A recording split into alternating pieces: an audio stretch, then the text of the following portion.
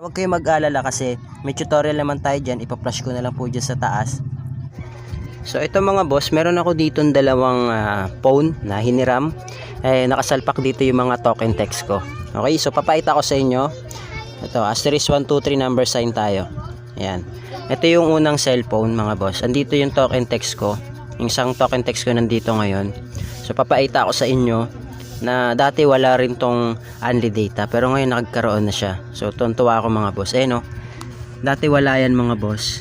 Yan, nagkaroon na siya ngayon ng only data. Okay, so nakakatawa si Smart kasi lahat ng SIM card ko, okay, naulanan. Okay, so pa-check nyo na rin mga boss. Check nyo na rin dyan sa mga phone nyo. Bisitahin nyo asterisk 123 number sign. I-check nyo kasi baka mamaya isa rin po kayo sa naulanan. Okay, kung dating walang only data yung inyong mga smart or token text na SIM, check nyo po kasi baka magkaroon na. Okay, check nyo lang kasi selected SIM lang po talaga yan. And check din natin tong isa pa, asterisk 123 number sign. Yan, check natin yan. Nakakatawa mga boss kasi naulanan. Ayun, no? Diba? So dalawa na yung only data SIM natin. Nakakatawa.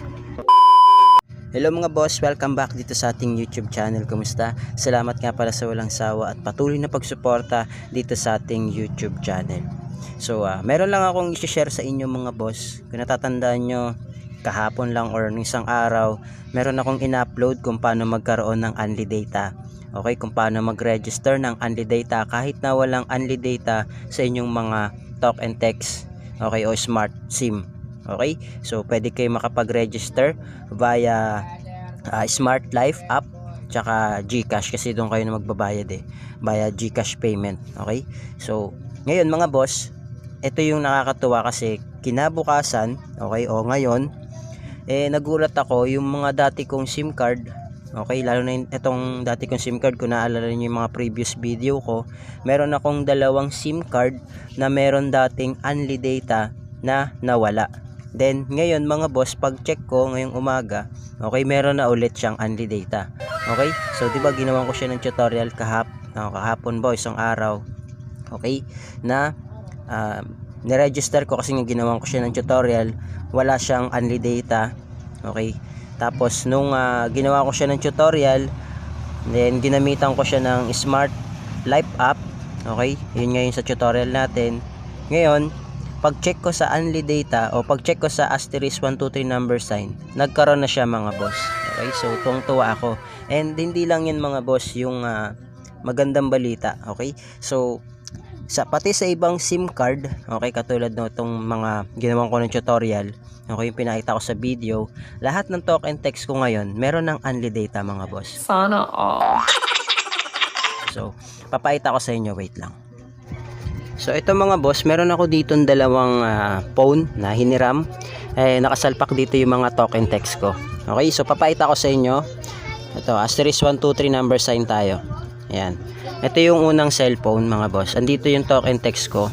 Yung isang token text ko nandito ngayon. So papakita ko sa inyo na dati wala rin tong only data, pero ngayon nagkaroon na siya. So tuntua ako mga boss. No? Dati wala yan mga boss. Yan, nagkaroon na siya ngayon ng only data. Okay, so nakakatawa si Smart kasi lahat ng SIM card ko, okay, naulanan. Okay, so pa-check nyo na rin mga boss. Check nyo na rin dyan sa mga phone nyo. Bisitahin nyo asterisk 123 number sign. I-check nyo kasi baka mamaya isa rin po kayo sa naulanan. Okay, kung dating walang only data yung inyong mga smart or token text na SIM, check nyo po kasi baka magkaroon na. Okay, check nyo lang kasi selected SIM lang po talaga yan. And check din natin tong isa pa, asterisk 123 number sign. Yan, check natin yan. Nakakatawa mga boss kasi naulanan. Ayun, no? Diba? So dalawa na yung only data SIM natin. Nakakatuwa. Okay, so bali ang meron akong SIM card mga boss, kasi 6 to mga boss. Yung 5 meron na ako. Okay, yung isa na lang hindi ko na sure, yung nandun sa aking biyanan. Yun na lang yung gusto kong ma-check kasi ginamit niya yun kahapon, pinahiram ko. Yun yung gusto kong ma-check naman kung nagkaroon din ng only data yun. Okay, so mamaya din i-check ko rin yung sa asawa ko kasi nandun sila sa baba ngayon. Gusto kong i-check kung gagana o nagkaroon din ng only data. Kasi ito mga boss, yan, talk and text ko tong mga to, Pero nakakatuwa kasi meron na siyang unli data ngayon. So thank you po Lolo Smart, dahil alam ko selected SIM lang pero naulanan tong ating SIM card. Okay, yung mga SIM card ko ay naulanan ng unli data. So thank you po sa inyo. So thank you kay Lolo Smart kasi isa yung mga SIM card ko na nagkaroon no. Dalawang talk and text kaagad. So bali 4 na mga boss yung meron akong hawak ngayon na talk and text na nagkaroon ng unli data. Okay, so tuloy-tuloy tayo mga boss.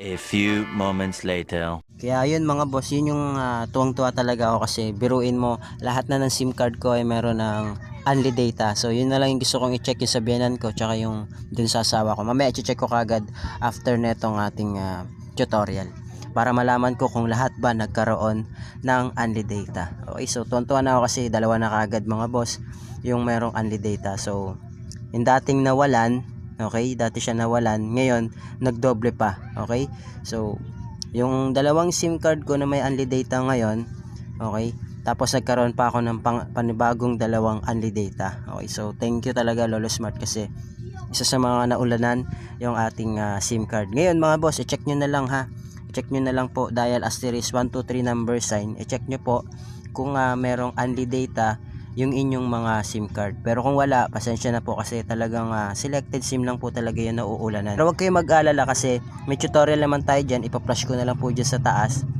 Okay, may tutorial naman tayo dyan, or explore nyo na lang dito sa YouTube channel ko, kaka-upload ko lang yan. Huwag kayo mag-alala kahit wala kayong unli data sa inyong asterisk 123 number sign, pwede siya via Smart Life app. Okay, nandiyan naman yung sa tutorial natin para makapag-register pa rin kayo. Okay, so ang kinaganda lang kasi dito na kayo direct mga boss, hindi na kayo magda-download ng Smart Life app. Pero kung talagang wala, gagawin nyo talaga, magda-download po kayo ng Smart Life app. Okay, para doon kayo mag-register ng unli data. Okay, so huwag kayo mawalan mga boss ang pag-asa dahil makakapag-load pa rin po kayo niyan. Kasi ang kinaganda niyan mga boss, pag sinabing unli data, all sites and app, talagang unli data po siya. So may mga nagre-reply sa atin na nawawala daw yung data nila. Pero ako mga boss, talagang ginamit ko pa siya pang wifi. Okay, so ibig sabihin shareable yung data nito. Ibig sabihin po, kapag ka-connect ako, pag binuksan ko yung hotspot ko, pwede rin connect yung mga nandito sa bahay. So ibig sabihin, ang limit kasi mga 10 mga boss, depende dun sa setup ng phone nyo.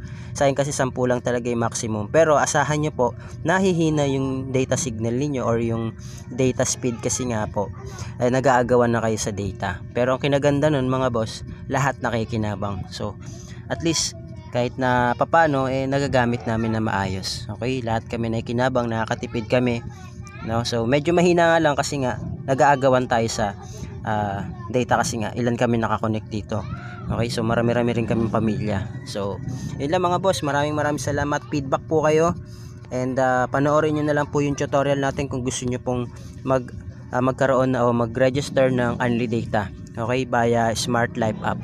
Okay, check nyo kaagad sa asterisk 123 number sign kung merong unli data o wala yung inyong mga smart or token text na SIM card. Pero kung wala talaga, doon na po kayo mag-register sa Smart Life app. Panoorin nyo po yung tutorial natin para malaman nyo po.